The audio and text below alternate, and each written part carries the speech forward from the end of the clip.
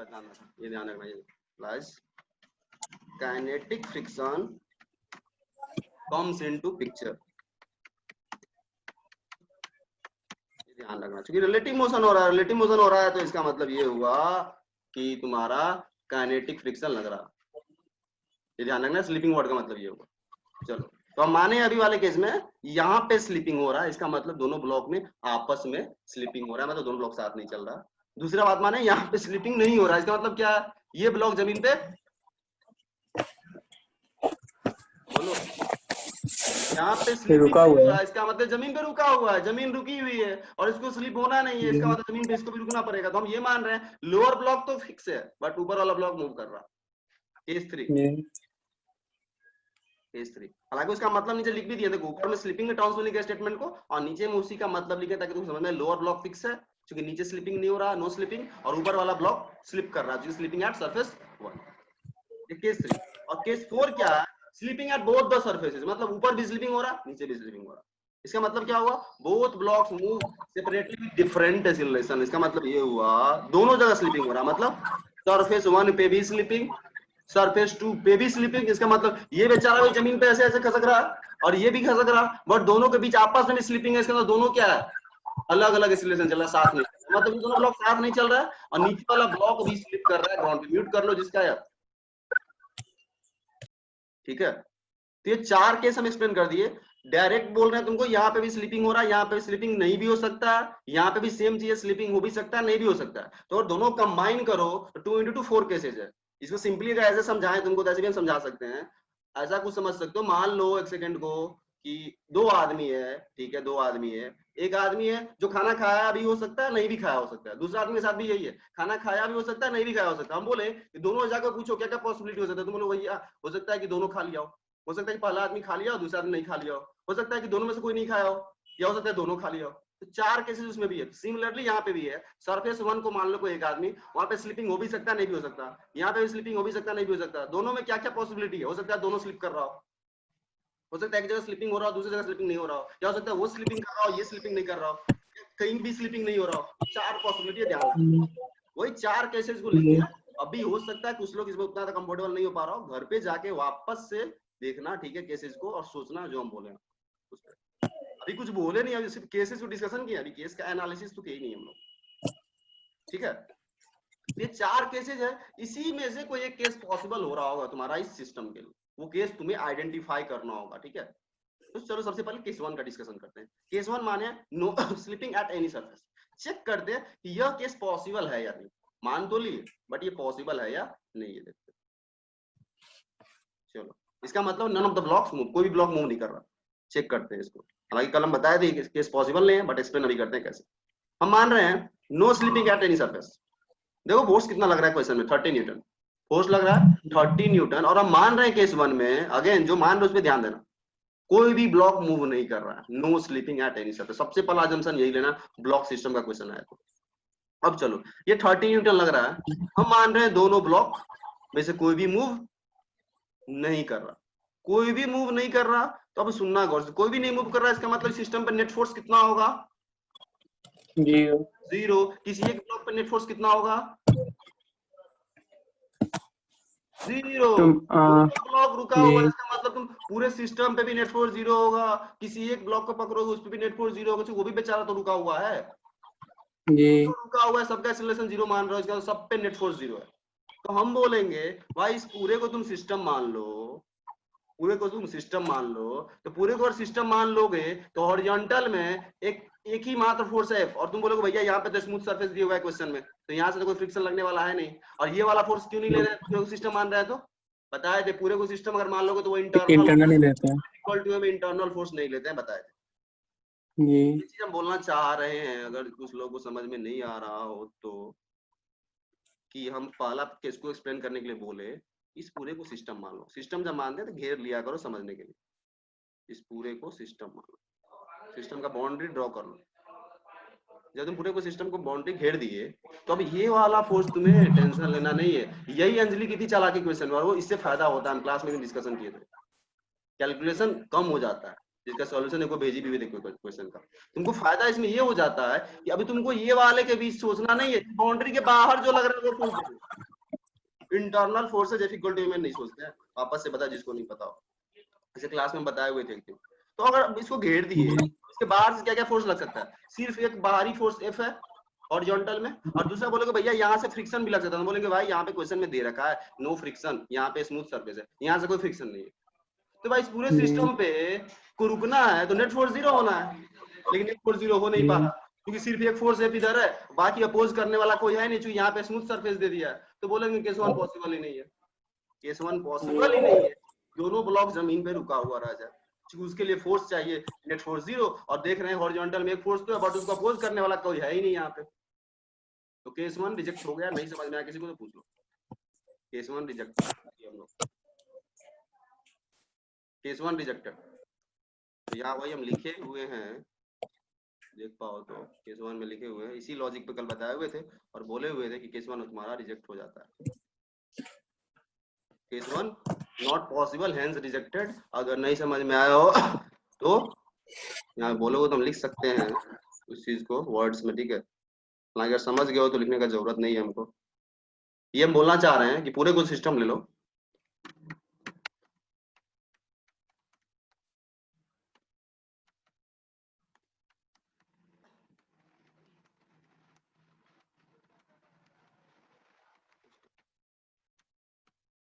पूरे को सिस्टम ले लिए, उसके बाद अगर देखें net force in horizontal, in horizontal देखें तो वो सिर्फ और सिर्फ हॉरिजॉन्टल में एक एफ ही आ रहा है। अगर इस पूरे को सिस्टम ले लिए तो पहली बात इस फ्रिक्शन का चिंता नहीं करना है, ये इंटरनल हो गया, सिर्फ बाहर का देखना है, इस बाउंड्री के बाहर देखना। मतलब दोनों ब्लॉक ऐसा समझ लो कि ये दोनों चिप का एक साथ एक सिंगल ब्लॉक जैसा मन में इमेजिन करो, फिर ये फ्रिक्शन तुमको दिखेगा ही नहीं, इंटरनल हो गया। और उसके बाद बाहर में सिर्फ एफ है, यहाँ पे कोई फ्रिक्शन है नहीं, नेट एक्सटर्नल फोर्स हो गया एफ, उस केस में नेट एक्सटर्नल फोर्स हो गया F is equal to 30 newton, 30 newton is not equal to, ये चीज जो तुम्हारा है वो जीरो नहीं है, और ये चीज जीरो नहीं है इसका मतलब एक्सीलरेशन जीरो नहीं होगा, एक्सीलरेशन जीरो नहीं होगा इसका मतलब none of the blocks moves, assumption true नहीं होगा, ब्लॉक को मूव करना पड़ेगा, दोनों का दोनों ब्लॉक रुका हुआ जमीन पे नहीं हो सकता, हेंस पॉसिबल नहीं है और ये केस रिजेक्ट हो जाता है।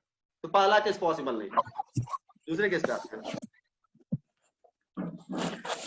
दूसरे केस पे आए स्लिपिंग एट सरफेस 2, मतलब नीचे वाले ग्राउंड वाले सरफेस पे स्लिपिंग हो रहा है, ऊपर वाले सरफेस पे स्लिपिंग नहीं हो रहा, मतलब दोनों ब्लॉक साथ चल रहा है। इसका सिंगल मतलब बोले तो बोथ ब्लॉक्स मूव टुगेदर, ये अजम्पशन है केस 2। इसका मतलब क्या हुआ, दोनों ब्लॉक साथ चल रहा है, इसका दोनों का एक्सीलरेशन क्या है, सेम। साथ चलने का मतलब ये होता है कि दोनों का एक्सीलरेशन, ऑब्वियस सी बात है एक्सीलरेशन सेम होगा तभी दोनों साथ चलेगा, कोई नहीं तो कम ज्यादा होगा तो एक आगे भाग जाएगा कि पीछे, तुम्हारा वेलोसिटी 10 मीटर पर सेकंड है, मेरा 4 मीटर पर सेकंड है, तुम आगे भाग जाओगे हम पीछे ही रह जाएंगे, साथ कैसे चल पाएंगे, ठीक है। चलो इसको अभी अजम्पशन लिए केस 2 का, ये ट्रू ही होगा कोई जरूरी नहीं है, हमें चेक करना पड़ेगा वापस से केस 2 को भी। तो केस 2 को चेक करने के लिए क्या किया, देखो अगेन माने क्या है, both blocks have same acceleration, मतलब तुम्हारा बी ब्लॉक बी ए से इधर जा रहा है, वो ए क्या होगा हमें नहीं पता, और ये ब्लॉक भी तुम्हारा ए से जा रहा है, तभी दोनों साथ चल रहा है। ये वाला केस तुम्हारा मोस्ट कॉमन है, यही बहुत बार तुमको अक्सर आता है। ए मान ली, अब ए मान ली तो हम बोले दोनों का एक्सीलरेशन सेम है, तो वही अंजलि वाला टेक्निक जो अंजलि लगाई थी, दोनों ब्लॉक को सिस्टम मान लो, दोनों साथ ही चल रहा है। ये ध्यान रखना, जब भी एक से अधिक चीजों को एक साथ सिस्टम मान लो, तुम लोगों को दोनों ब्लॉक को एक साथ सिस्टम मान लेते हैं, तुम्हें यह पहले चेक करना चाहिए कि दोनों ब्लॉक का एक्सीलरेशन सेम है। अगर एक्सीलरेशन डिफरेंट है तुम्हारे सिस्टम में अलग अलग चीजों का, उनको फिर सिंगल सिस्टम नहीं मान सकते। अगर मान लो इस ब्लॉक का एक्सीलरेशन 2 मीटर पर सेकंड स्क्वायर है, इसका 4 मीटर पर सेकंड, फिर तुम बोलोगे दोनों को सिस्टम मान ले, नहीं नहीं नहीं वैसे नहीं चलेगा। ये ध्यान रखना, सिस्टम में जितने भी कंपोनेंट्स हैं उनका एक्सीलरेशन सेम होना चाहिए, सिलेक्शन ऑफ सिस्टम का ये क्राइटेरिया है एटलीस्ट इन मैकेनिक्स। सिस्टम जो भी सिस्टम में तुम्हारे जितने भी कंपोनेंट्स हैं उनका एक्सीलरेशन सेम होना चाहिए, तभी तुम मान सकते हो सिंगल सिस्टम। तो वही की एनालिसिस में फिर कि दोनों ब्लॉक को सिस्टम मान लो। अब दोनों ब्लॉक को सिस्टम मान लोगे तो हॉरिजॉन्टल में सिर्फ एफ लग रहा है, F equal to 30 newton. 30 newton is equal to total mass. इसका मास कितना है? 100 न्यूटन वेट है तो इसका मास कितना होगा? 10 केजी। इसका 250 न्यूटन वेट है तो मास कितना होगा? 25 केजी। तो एफ बार 30 इज इक्वल टू सिस्टम का टोटल मास, क्योंकि पूरे सिस्टम की बात कर रहे हैं, तो इसका 10 केजी, इसका 25 केजी, टोटल होगा 35 केजी। तो 30 newton is equal to 35 kg into acceleration. वहां से एक्सीलरेशन आ गया, वही किया यहाँ पे देख लो। Taking both blocks as system, बाहर से फोर्स लग रहा है 30 is equal total mass system का हो गया 10, 25, 35 इनटू ए, यहां से एक्सीलरेशन आ गया 6/7। मतलब पूरे सिस्टम का एक्सीलरेशन 6/7 होगा। ऐसा अगर दोनों को साथ चलना है तो, साथ चलना है तो। बट वापस से हमें ये भी देखना है कि ये जो तुम्हारा आया एक्सीलरेशन फ्रिक्शन के औकात के अंदर है या नहीं, ये भी चेक करना। अभी तो तुम दोनों को सिस्टम मान लिया, आंख बंद करके देख लिए, एफ इक्वल टू में लगा करके एक्सीलरेशन आ गया। और फ्रिक्शन के पास औकात भी तो उतना होना चाहिए इस एक्सीलरेशन को ये करने का, मैनेज करने का। तो वापस से क्रॉस चेक, ये केस पॉसिबल है? ऐसा नहीं कि बस एक्सीलरेशन आ गया बोल दिए भैया एक्सीलरेशन 6/7 चलेगा। नहीं नहीं, ऐसा नहीं होता है। फ्रिक्शन है ये, क्योंकि फ्रिक्शन का क्या रेंज हो जाता है, इसीलिए ये सब करना पड़ जाता है। तो अब हम क्रॉस चेक करेंगे कि ये एक्सीलरेशन देने के लिए फ्रिक्शन के पास औकात है या नहीं। अब वो चेक कर रहे हैं अपर ब्लॉक के लिए। अगर अपर ब्लॉक की बात करें, अब अलग आ गए, मतलब दोनों को एक साथ हम सिस्टम नहीं मान रहे, सिर्फ अपर ब्लॉक पे फोकस कर रहे हैं। तो अगर सिर्फ अपर ब्लॉक पे फोकस करो तो अपर ब्लॉक पे क्या क्या फोर्स लग रहा है वो देखिए। अपर ब्लॉक पे एफ तो लग ही रहा है। अब इस सरफेस पे जो कांटेक्ट में यहां से फ्रिक्शन लगेगा, ये फोर्स इसको आगे ले जाना चाहेगा, तो यहाँ पे एक फ्रिक्शन लगेगा पीछे की तरफ अपोज करता हुआ।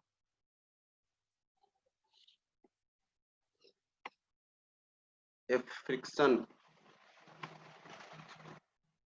लगेगा।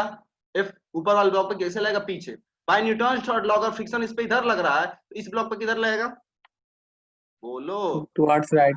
न्यूटन थर्ड लॉ से, बिल्कुल सही। अब हम बोल रहे हैं नीचे वाले ब्लॉक से हमको मतलब नहीं है, हम बोल रहे हैं ऊपर वाले ब्लॉक पे तुम लगा दो F equal to M A. तुम्हारा एक्सीलरेशन अभी तुम सिस्टम माने थे, पूरे सिस्टम का एक्सीलरेशन कितना आया था? 6/7। एक्सीलरेशन तुम्हें पता है, क्रॉस चेक कर रहे हो, इसके लिए इक्वेशन लिखो ऊपर वाले ब्लॉक क्या हो जाएगा? F minus F is equal to mass times acceleration. वही लिखे यहाँ पे देख लो। अपर ब्लॉक के लिए total force is equal to mass into acceleration. Upper block के राइट में 30 लग रहा है, लेफ्ट में फ्रिक्शन लगेगा, इज इक्वल टू मास इसका 10 केजी था ऊपर वाले का, इनटू एक्सीलरेशन यहाँ निकालो पूरे सिस्टम का 6/7 यहाँ पुट करो, यहाँ से फ्रिक्शन का वैल्यू निकालो 30 माइनस करके 150/7 है। ऊपर में फ्रिक्शन 150/7 न्यूटन होना चाहिए, तब जाकर के ये पॉसिबल है कि इतना एक्सीलरेशन मिल पाए। और 150/7 में देखना पड़ेगा कि फ्रिक्शन के औकात में है नहीं। पता चला फ्रिक्शन उतना दे ही नहीं सकता, उसका क्षमता ही नहीं है उतना फोर्स देने का, फिर ये भी अजम्पशन तुम्हारा गलत हो जाएगा केस 2 भी।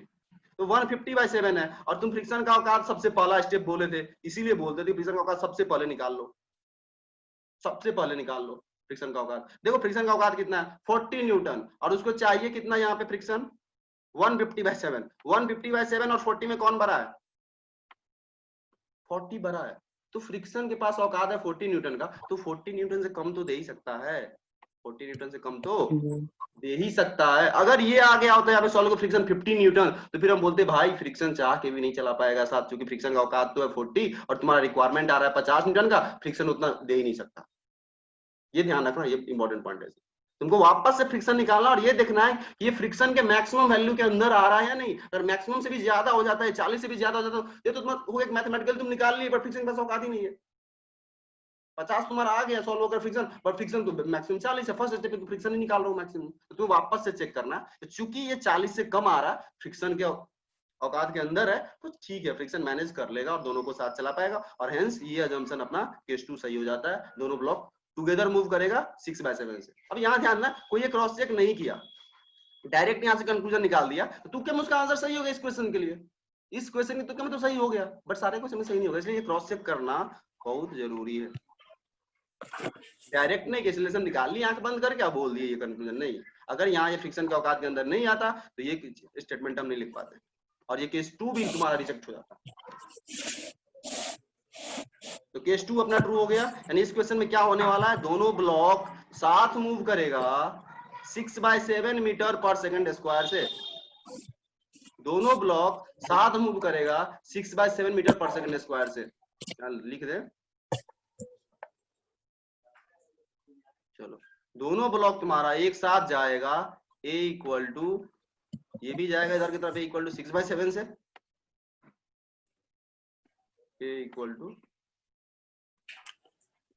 6/7 मीटर पर सेकंड, जो भी तुम समझ ही गए होगे, ठीक है। चलो 6/7 मीटर पर सेकंड, तो केस 2 तुम्हारा सही हो जाता है। अब कल जैसा कि तुम लोग बोले थे कि अगर केस 2 सही हो गया तो हमें केस 3 केस 4 पे काम करना चाहिए, यानी चेक करना चाहिए नहीं, तो कल बोले ही थे जब अगर एक केस 2 हो गया तो तुम्हें बाकी केस पे दिमाग ये करने का जरूरत नहीं है, केस 3 केस 4 ऑटोमेटिक रिजेक्ट हो रहा होगा, चेक करके देख लेना। अगर कोई एक केस ट्रू हो जाता है तो तुम बाकी केस से अपना दिमाग ये करने की जरूरत नहीं है, टाइम वेस्ट करने की जरूरत नहीं है, वहीं पे तुम स्टॉप कर दो, तुम्हारा सॉल्यूशन वहीं पे आ गया क्वेश्चन का। तो इसी से तुम्हारा ये दोनों क्वेश्चन सॉल्व हो जाता है। एक्सीलरेशन ऑफ अपर ब्लॉक, जब 13 न्यूटन का फोर्स लगाओगे तो अपर ब्लॉक का भी एक्सीलरेशन होगा 6/7 और लोअर ब्लॉक का भी होगा 6/7, तो 24 का ऑप्शन बी, 25 का भी ऑप्शन सी, दोनों साथ चलेगा इस क्वेश्चन में। 6/7 आंसर, 24-25 का आंसर यही से तुम्हारा आ जाता है, 24 का बी ऑप्शन और 25 का सी ऑप्शन। बट सी में 26 में क्या किया है, वो फोर्स को ही चेंज कर दिया, अब तुम्हारा क्वेश्चन ही चेंज हो गया। 24 और 25 में तुम्हारा फोर्स कितना था, 30 न्यूटन, बट अब इसमें क्या किया, वो फोर्स को ही चेंज कर दिया, फोर्स को ही चेंज कर दिया। तब इसको कैसे करेंगे, देखो वहां फ्रेश क्वेश्चन हो गया, फिर ये तुम्हारा फ्रेश क्वेश्चन हो गया। अब तुम फोर्स को चेंज करो, 30 ना लेकर के 250 लो और सेम एनालिसिस रिपीट करो, सेम एनालिसिस रिपीट करो। पहले बोलते यही चीज करने वाले हैं, 30 लेके किए थे, अब 250 लेके करेंगे, सेम एनालिसिस। केस 1 देखो सही है या नहीं, केस 2 देखो सही है नहीं, जहां पे कोई केस सही आ गया हो गया, क्वेश्चन को वहीं पे छोड़ दो, बस सॉल्व हो गया क्वेश्चन वहीं पे। तो ये वाला पार्ट हम छोड़ रहे हैं तुम लोगों पे, ट्राई करना, ठीक है, ट्राई करना। इसमें कोई डाउट है तो पूछो। नहीं है, बाकी लोग भी देख लो एक बार, कुछ पूछना है किसी को तो पूछ लो, कोई चीज समझ में नहीं आया हो तो। देखो अगेन बता दें, ये भी क्वेश्चन देखो बेसिकली देखें तो ये क्वेश्चन तुम्हारा बाकी क्वेश्चन से कैलकुलेशन के सेंस में सिंपल है, तुम्हें बहुत ज्यादा कॉन्स्टेंट वगैरह नहीं सोचना पड़ता है, simple F friction F minus F equal to M into A लगाना होता है, बट वही फ्रिक्शन का औकात का बात हो जाता है, इसलिए थोड़ा सा तुम्हें अलग अलग पॉसिबिलिटीज पे काम करना पड़ेगा। इसलिए टू ब्लॉक सिस्टम में, टू ब्लॉक सिस्टम डिफिकल्ट क्यों हो जाता है, तुम्हें पॉसिबिलिटीज पे सोचना है, डायरेक्ट कंक्लूजन देख करके नहीं निकाल सकते दोनों साथ चलेगा या नहीं या क्या होने वाला है, तुम्हें सॉल्व करना पड़ेगा, अलग अलग केस पे सोचना पड़ेगा और वापस से क्रॉस चेक भी करना पड़ेगा जो है वो सही है या नहीं। अगर ऐसा होता कि फ्रिक्शन का कोई लिमिट ही नहीं होता, अनलिमिटेड लगता, फिर तो कोई टेंशन ही नहीं है भाई, ब्लॉक को चल ही नहीं देता किसी भी क्वेश्चन। लेकिन चूंकि फ्रिक्शन का लिमिट है, कितना तक ही लग सकता है, लिमिटिंग फ्रिक्शन का आइडिया आया होगा, इसीलिए इतना सारा खेल हो जाता है, तुम्हारा पॉसिबिलिटीज बढ़ जाता है। चलो तो ये वाला पार्ट ऑनेस्टली सॉल्व करना तुम लोग पहले ही बोल देते हैं। टू ब्लॉक सिस्टम तक ऐसा है कि तुम पूरा मतलब क्लोज्ड फॉर्म सॉल्यूशन निकाल सकते हो कंफर्म होकर के। टू ब्लॉक से ऊपर जाओगे ना तो थोड़ा सा क्या होता है, आने के बावजूद भी तुम फंसने लगते, लगेगा कि क्या हो रहा है, सही आंसर है नहीं मेरा, कंफर्म तुम नहीं हो पाओगे। बट टू ब्लॉक में तुम कंफर्म होकर आंसर निकाल सकते हो, मेरा आंसर सही।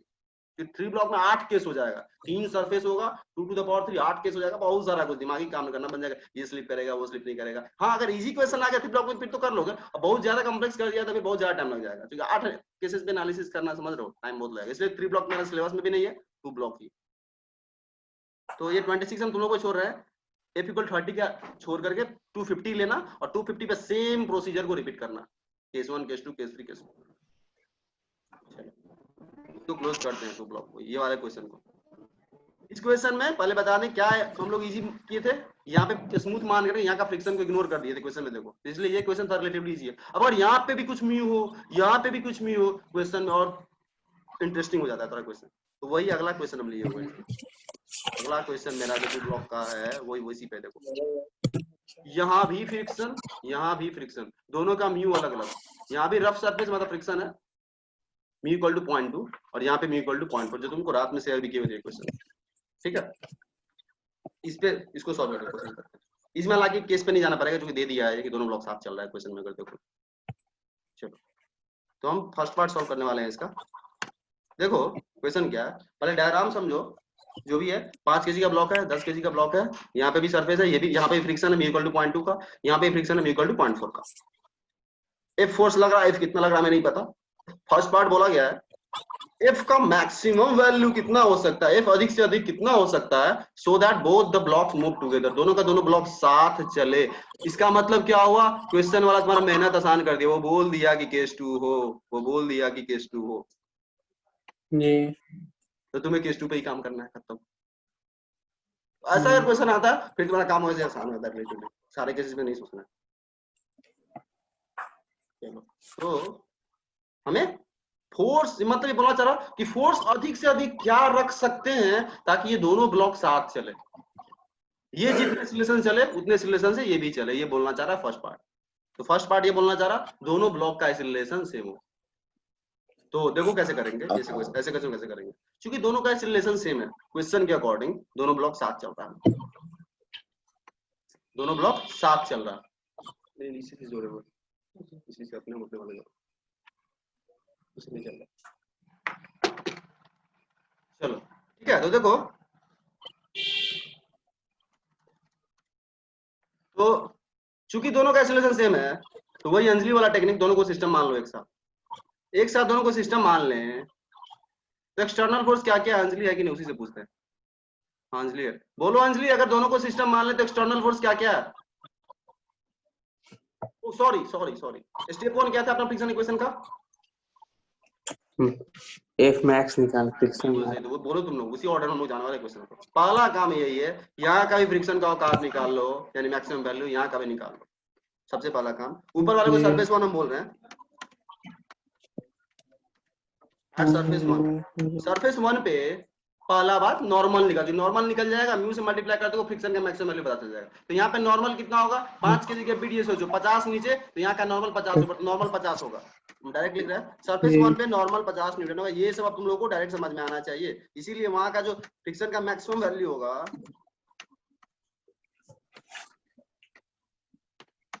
वो म्यू टाइम्स एन होगा, वहां का म्यू, ऊपर वाले का म्यू 0.2 है, 0.2 टाइम्स नॉर्मल, नॉर्मल तुम्हारा 50 आया, 10 इक्वल टू 50 इंटू 2 10 न्यूटन। ये आ गया सरफेस 1 का फ्रिक्शन का औकात पता कर लिए कि हाँ भाई फ्रिक्शन वहां पे अधिक से अधिक 10 ही हो सकता है, क्योंकि ये बाद में हमें हेल्प देगा जैसे ऊपर वाले में आया। चलो एट सरफेस 2,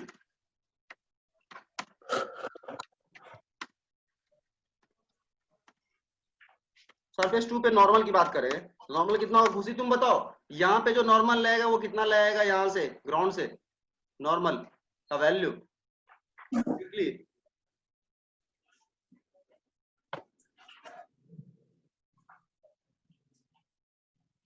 बताओ खुशी, यहाँ से नॉर्मल जो लगेगा उसका वैल्यू कितना होगा नीचे वाले सरफेस पे,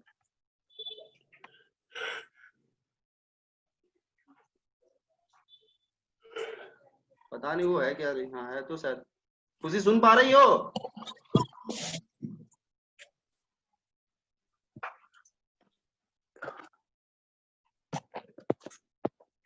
अरे यार ये लोग कहाँ भाग जाती है, मतलब ज्वाइन वगैरह लगता है भाग जाती है कहीं सब। चलो ठीक है, नॉर्मल बोलो, कोई भी बोलो, नॉर्मल कितना होगा, 150 बिल्कुल सही, 150। हाँ बिल्कुल सही, 15 kg का। ये सब यार तुम लोग को मुंह पे होना चाहिए, पहले ही बोल देते हैं, ये सब चीज आप मतलब समझ रहे हो ना, ये सब तुम्हारे मुंह पे होना चाहिए अब। 150 न्यूटन, ये फ्रिक्शन यहाँ का हो गया, नॉर्मल हो गया, यहाँ का फ्रिक्शन का मैक्सिमम वैल्यू, इसको हम F1 कर देते हैं, एक सेकंड को, सरफेस 1 है तो F max 1, ठीक है, और यहाँ पे हम करने वाले F max 2, नीचे वाले सरफेस का फ्रिक्शन का maximum value is equal to, इसका म्यू 0.4 है, नॉर्मल इसका 150 है, कितना आ रहा है ये 60 न्यूटन। 60 सबसे पहला स्टेप यही है, ये मत भूल जाना, सबसे पहले यही कर लिया करो, फ्रिक्शन इक्वेशन सबसे पहले यही कर लिया करो। अब हमारे फर्स्ट पार्ट का बात करें तो बोला गया है एफ का मैक्सिमम वैल्यू निकालो ताकि दोनों ब्लॉक साथ चले, मतलब दोनों का एक्सीलरेशन सेम हो, दोनों का एक्सीलरेशन सेम हो, इसका मतलब दोनों को हम सिंगल सिस्टम मान सकते हैं, सिंस जी बोथ द ब्लॉक्स, या इट इज गिवन दैट, जो भी वगैरह वगैरह क्वेश्चन में दिया हुआ है, since both the blocks move together, move together, so they will have same acceleration, दोनों का एक्सीलरेशन जो होगा वो सेम होगा, ये क्वेश्चन में हमें दे रखा है, और दोनों का एक्सीलरेशन अगर सेम होगा तो दोनों को हम सिंगल सिस्टम मान सकते हैं। दोनों का एक्सीलरेशन सेम होगा तो दोनों को सिंगल सिस्टम मान सकते हैं, taking both the blocks as a system. अब दोनों को सिस्टम मान लो तो डब्बा बना लो दोनों के सिस्टम का, और बाहर में देखो क्या फोर्स है। हालांकि बनाने का जरूरत नहीं पड़ता है, बट ठीक है, अभी स्टार्टिंग है तो बना रहे हैं समझाने के लिए। दोनों को एक साथ सिस्टम मान लो, मतलब 15 kg का एक सिंगल ब्लॉक मन में इमेजिन कर लो। अब ये डब्बे के अंदर आ गया ये वाला फ्रिक्शन, तो इसका तुम्हें टेंशन नहीं लेना, ये इंटरनल हो गया, इससे फायदा यही होता है। अब सिर्फ बाहर में देखो फोर्स कौन कौन सा है, बोलो तो मनीषा कौन कौन सा फोर्स है बाहर से इस सिस्टम पे?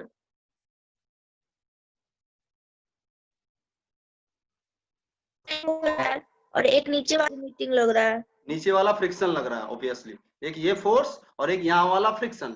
इस फ्रिक्शन का वैल्यू कितना होगा नीचे वाले फ्रिक्शन का? रुक जाओ, दिखा देते हैं फ्रिक्शन का मैक्सिमम वैल्यू, दिखा देते हैं, रुक जाओ, जो हम लोग नीचे निकाले हैं वो दिखा देते हैं। ये सरफेस टू का फ्रिक्शन मैक्सिमम कितना? 60 न्यूटन। क्या 60 का 60 लग जाएगा या 60 से कम भी लग सकता है? बोलो समर, बाकी लोग बोलो। कम भी लग सकता है। कम भी लग सकता है, ठीक है, बिल्कुल सही बात है, बिल्कुल सही बात है, मैक्सिमम 60 होगा। बट चूंकि तुम्हें ध्यान ये देना है दोनों ब्लॉक साथ मूव कर रहा है, इसका मतलब यहाँ पे स्लिपिंग हो रहा है जी और यहाँ पे स्लिपिंग हो रहा है, इसका मतलब काइनेटिक लगेगा मैक्सिमम वैल्यू। तो यही तुम्हें लॉजिकली कंक्लूड करना, ये नहीं बोलना फ्रिक्शन 60 ही होगा। हम बोल रहे हैं चूंकि दोनों साथ मूव कर रहा है, इसका मतलब यहाँ वाला ब्लॉक जमीन पे चल रहा है, और चूंकि जमीन पे चल रहा है तो बताएं जब कोई चीज चल रहा है तो काइनेटिक लगता है। काइनेटिक कितना होता है? वही लगभग मैक्सिमम मानते हैं हम लोग, लिमिटिंग। इसीलिए यहाँ वाला फ्रिक्शन अपने औकात पे लग रहा होगा 60 का 60। रीजन पता होना चाहिए। अगर तुम्हें यह कंफर्मली पता नहीं होता कि यहाँ पे मूवमेंट हो रहा है, तब तुम फ्रिक्शन को एफ लेके चलते, वेरिएबल लेके चलते, उसका मैक्सिमम वैल्यू लेके नहीं चलते। तो ये हम एक्सप्लेन कर दिए कि इस क्वेश्चन में यहाँ वाला फ्रिक्शन काइनेटिक होगा। फिर क्वेश्चन ने बोला कि दोनों ब्लॉक मूव कर रहा है, दोनों ब्लॉक साथ आगे मूव कर रहा होगा, आगे मूव कर रहा होगा, तो यहाँ वाला फ्रिक्शन अपने मैक्सिमम वैल्यू पे होगा, काइनेटिक लग रहा होगा। तो यहाँ पे हम फ्रिक्शन दिखाते हैं। यहाँ पे जो फ्रिक्शन लगेगा, ये ब्लॉक को ये आगे ले जाना चाह रहा है तो यहाँ का फ्रिक्शन पीछे के तरफ लगेगा इस ब्लॉक पे, और वो फिक्स वैल्यू होगा मैक्सिमम। हमेशा ये नहीं होता मैक्सिमम, ध्यान रखना, क्योंकि मूव कर रहा है इसलिए। ये फ्रिक्शन तुम्हारा 60 न्यूटन का लगेगा, 60 न्यूटन का लगेगा, जो मैक्सिमम वैल्यू अभी निकाले थे हम लोग। समझ में आ गया? अब क्या करो तुम, अब क्या करो, इस हाँ पूरे सिस्टम इक्वेशन लिख सकते हो तुम। एफ तुम्हें नहीं पता क्वेश्चन में, -60 is equal to 10 + 5 15 into acceleration. चलो इसको क्लियर कर रहे हैं, हटा रहे हैं, और नीचे इक्वेशन हम लिख रहे हैं। F - 60 is equal to, taking both blocks as system, F - 60 is equal to, पूरे सिस्टम का मास 15 kg था सर, 15 ही था ना जी। पहला इक्वेशन, पहला इक्वेशन। यहाँ से तुम अभी किसी का वैल्यू नहीं निकाल सकते हो, ना एफ निकाल सकते हो ना ये निकाल सकते हो। यहाँ से तुम बहुत ज्यादा, तो चलो ऐसे चलो हम पहले आगे बढ़ते हैं। अब तुम क्या करो, सेपरेटली दोनों ब्लॉक के लिए इक्वेशन लिखो, पूरे सिस्टम के लिए लिख लिए। अब एक बार उस ब्लॉक के लिए ऊपर वाले के लिए, नीचे वाले ब्लॉक के लिए। अब क्या करो, टेकिंग, तो कितना इंटरेस्टिंग है क्वेश्चन, पहले बता दें। देखो, अपर ब्लॉक एज सिस्टम, हम ऊपर वाले ब्लॉक को सिस्टम लिए, ऊपर वाले ब्लॉक को सिस्टम लिए, तो क्या हुआ देखो, ऊपर वाले ब्लॉक पे कौन सा फोर्स लग रहा है हॉरिजॉन्टल में? बोलो तो, सिर्फ फ्रिक्शन लगेगा। और दोनों ब्लॉक हम लोग क्वेश्चन मान लिया कि ए से आगे जा रहा है, सिस्टम माने और साथ चल रहा है। क्वेश्चन ने बोला कि ये भी ऐसे जा रहा होगा और ये भी ऐसे जा रहा होगा, ये ध्यान रखना। चलो अब ध्यान देना भाई, ये ऐसे इधर जा रहा है, इसका मतलब बेचारे को तो सीधे फ्रिक्शन ही ऐसे ले जा रहा होगा 5 kg को। तो यहाँ वाला जो फ्रिक्शन है वो लगेगा इस पे आगे की तरफ। देखो फ्रिक्शन चला रहा है 5 kg को, तो इसका मतलब ये मत सोचना कि फ्रिक्शन किसी को चलने से रोकता है। वो फ्रिक्शन देख रहा है 10 kg चल रहा है तो 5 kg वाला को भी चलाते हैं, इसीलिए वो आगे लगा रहा है। इसलिए फ्रिक्शन रिलेटिव मोशन को रोकता है, मोशन को नहीं रोकता है। एफ इधर लगेगा, बाय न्यूटन थर्ड लॉ, इस पे एफ इधर लगेगा। क्या यह एफ अपने मैक्सिमम वैल्यू पे होगा? पिछले जैसा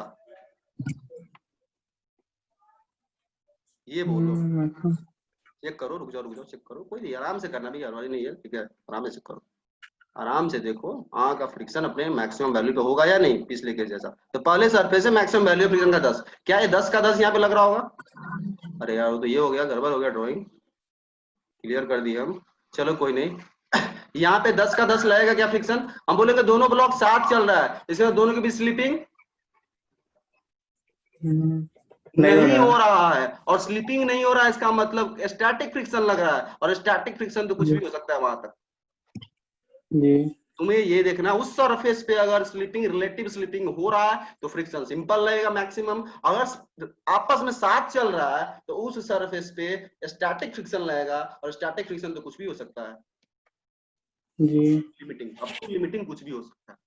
तो इसीलिए यहाँ वाला फ्रिक्शन 10 तक कुछ भी हो सकता है, हमें नहीं पता, इसलिए एफ ही लेके तुम्हें काम करना पड़ेगा, एफ ही लेके काम करना पड़ेगा। वापस से ड्रॉ कर देते हैं, क्यों हटा दिए पता नहीं, क्लियर क्यों करते, ये इस पे स्टैटिक होगा, ये फिर जाना लिख लो, ब्रैकेट में लिखना है तो ये तुम्हारा स्टैटिक होगा, और ये पाइथन शॉर्ट लो, इस पे इधर लगेगा, इस एफ का मैक्सिमम वैल्यू 10 होगा, 10 से 10 तक कुछ भी हो सकता है, हमें नहीं पता। अब तुम ऊपर वाले इक्वेशन लिखोगे तो सिंपल लिखोगे, एफ इक्वल टू 5 है, सब लोगों को समझ में आ रहा है, एफ इक्वल टू 5 है, और नीचे वाले का ब्लॉक पे समझ ही रहे हो, एक और फ्रिक्शन लग रहा था नीचे से, वो भी तुम्हें ध्यान देना है 60 का, नीचे वाले का भी इक्वेशन लिखना, ऊपर वाले का भी इक्वेशन लिखना, दोनों चल रहा है ए से, मुंह पे इक्वेशन लिख सकते हो, सिंपल इक्वेशन आने वाला है दोनों का। ऊपर वाले ब्लॉक के लिए small F is equal to 5 times A, नीचे वाले ब्लॉक के लिए capital F minus small F minus 60 is equal to 10 times A. चलो ध्यान रखना, इक्वेशन तुम लोग को बोलना है, क्लियर नहीं करना है अभी, समझ दे। ऊपर वाले ब्लॉक के लिए एफ इज इक्वल टू 5 है, ऊपर वाले ब्लॉक के लिए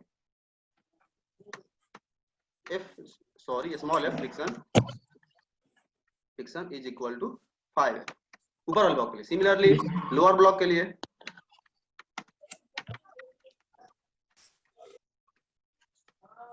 देखो, तो देखो एक लग रहा था राइट में कैपिटल एफ जो क्वेश्चन में दे रखा था, और पीछे में देखो 60 भी लग रहा है, और एक स्मॉल एफ भी लग रहा है, इज इक्वल टू उसका मास 10 kg का था, इंटू एक्सीलरेशन दोनों साथ चला है सेम।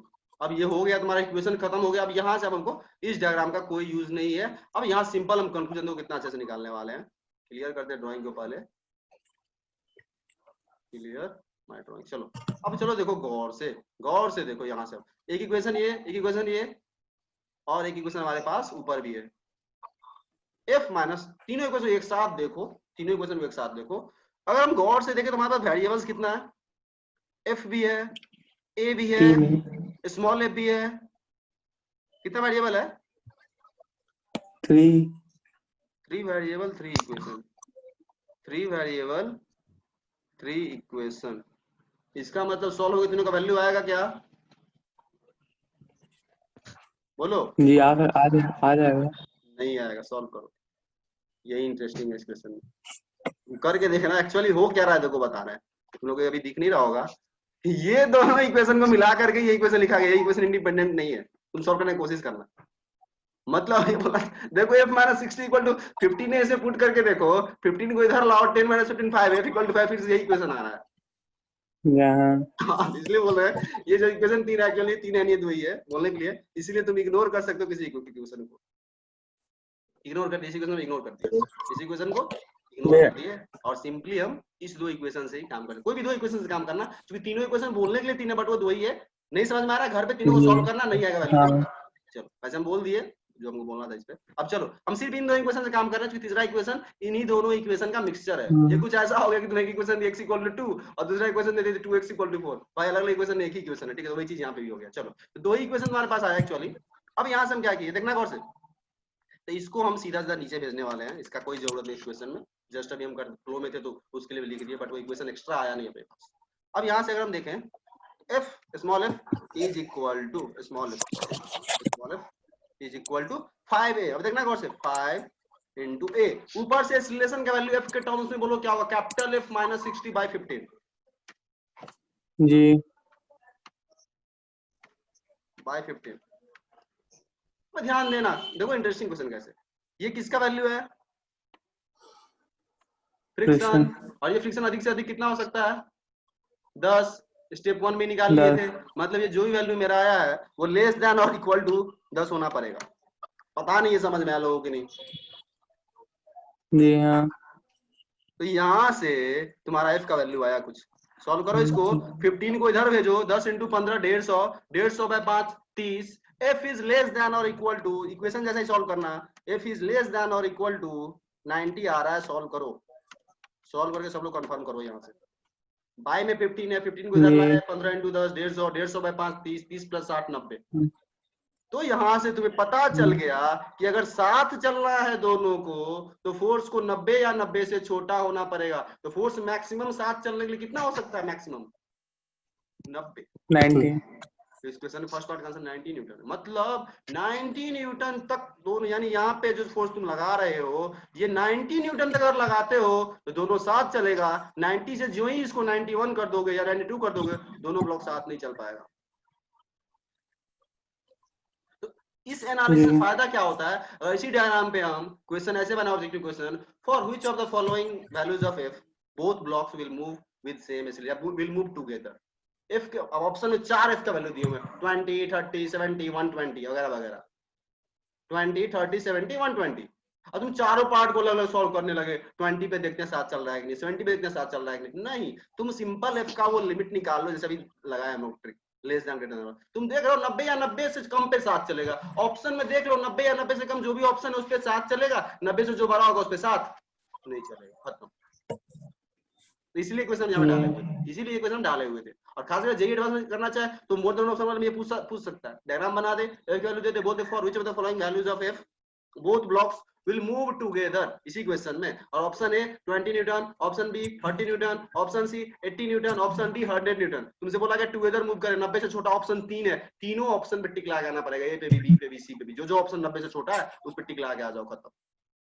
और नहीं तो फिर चारों ऑप्शन को अलग एनालाइज करो, इसको अलग सॉल्व करो, 20 के अलग सॉल्व